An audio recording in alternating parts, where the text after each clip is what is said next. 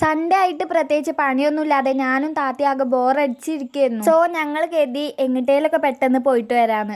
Very not the point എന്താന്ന് വെച്ച് കഴിഞ്ഞാൽ എങ്ങിട്ടാ പോണെന്ന് ഞങ്ങൾ പോണ വഴിക്കാണ് തീരുമാനിക്കുന്നത്. ഇത് പിന്നെ എങ്ങട്ടേലും പോണെന്ന് തോന്നിക്കഴിഞ്ഞാൽ സ്ഥലം കണ്ടുപിടിച്ചിട്ടേ പോവാവൂന്ന് പറഞ്ഞിരിക്കാനൊന്നും പറ്റില്ല.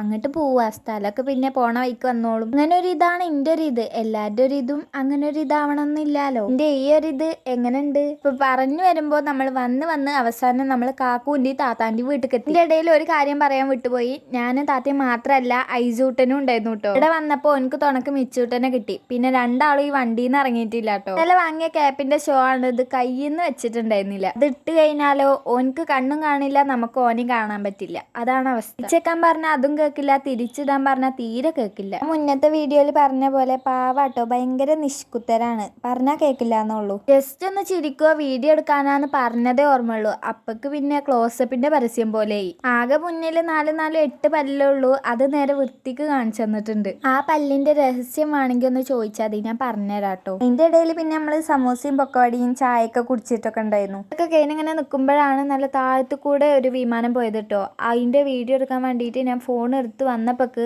അത് അതിന്റെ വൈക്ക് പോയി. അതിന്റെ വീഡിയോ എടുക്കാൻ കിട്ടിയില്ലല്ലോ എന്ന് വിചാരിച്ച് ഇങ്ങനെ നിൽക്കുമ്പോഴാണ് കുറച്ച് കഴിഞ്ഞപ്പോൾ ഒരു സൗണ്ട് കൂടെ കേട്ടത്. പിന്നെ ഒന്നും നോക്കിയില്ല, ഞാൻ വേഗം വീഡിയോ ഓണാക്കി അതിന്റെ വീഡിയോ നേരെ കിട്ടുകയും ചെയ്തു. ഇതൊക്കെ കഴിഞ്ഞ് ഓരപ്പം കുറച്ച് നേരം കളിക്കലും വർത്താനം പറയലൊക്കെ കഴിഞ്ഞപ്പോക്ക് ടൈം കുറച്ച് ലേറ്റായി. അപ്പൊക്ക് പിന്നെ ഞങ്ങൾ ഇറങ്ങാൻ നിന്നു കേട്ടോ. പിന്നെ ഈ തരുന്ന ടാറ്റ അത് ഞാൻ ഇരന്ന് വാങ്ങിയതാണ്. തായോ എന്ന് പറഞ്ഞു. അതുകൊണ്ടാണ് ആ ടാറ്റ തരാൻ എനിക്ക് ഇത്ര എനർജി. ഇങ്ങോട്ട് വരാൻ നേരം കഴിച്ച് കുഴങ്ങിയിട്ടാ തോന്നുന്നു. ഐസൂന് നല്ല ക്ഷീണം ഉണ്ടായിരുന്നു. അതുകൊണ്ട് മുന്നിൽ ഇരുന്നീന്ന് ഓനെ ഞങ്ങളെ രണ്ടാളെയും നടുവിലെത്തിട്ടോ. അവിടെ നിന്നിട്ട് നല്ല ഉറക്കം ഉറങ്ങിയിട്ടുണ്ടായിരുന്നു. പിന്നെ ഓനെ വീട്ടിൽ ആക്കിയിട്ട് ഞങ്ങളും പോയി. അപ്പൊ അത്രേ ഉള്ളൂ. ശരി, ബൈ.